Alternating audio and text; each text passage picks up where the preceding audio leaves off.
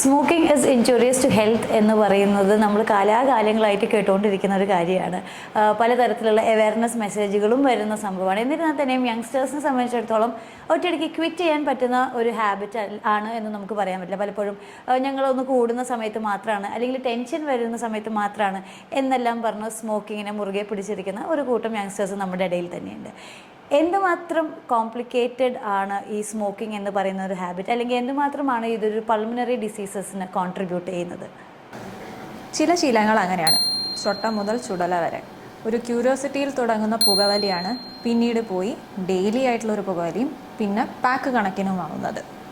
ഈ പുകവലി കാരണം തുടക്കത്തിലൊരു ചുമ, ഒരു കഫക്കെട്ട്, എന്നാൽ പോകെ പോകെ COPD അതായത് ശ്വാസമുട്ട് പോലുള്ള അസുഖങ്ങളിലേക്കും അവസാനം ചെന്നെത്തുന്നത് ലങ് ക്യാൻസർ പോലുള്ള ഭീകരമായ അസുഖങ്ങളിലേക്കുമാണ്. അതുപോലെ തന്നെ ഇപ്പോൾ കണ്ടുവരുന്ന ഒരു പ്രവണതയാണ് സിഗരറ്റ്, അതായത് വേപ്പിംഗ് എന്ന് പറയുന്ന പ്രവണത. ഇതിൽ നമ്മൾ സിഗരറ്റ് തന്നെ ഒരു ഇലക്ട്രോണിക് ഡിവൈസ് മൂലമാണ് നമ്മൾ ശ്വസിക്കുന്നത്.